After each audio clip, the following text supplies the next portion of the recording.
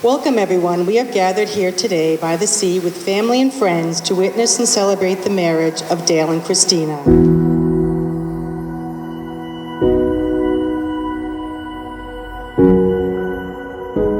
I pledge to care and love you until the day I die. I try to be worthy of your love.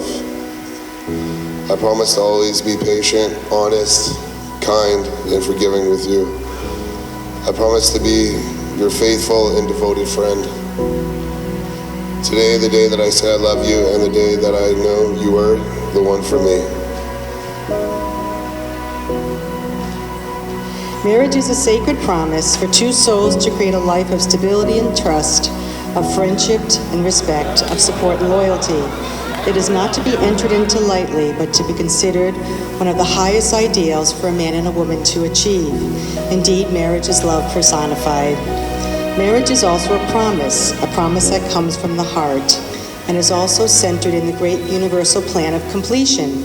For in the union of a man and a woman, the individual is challenged to become a better person.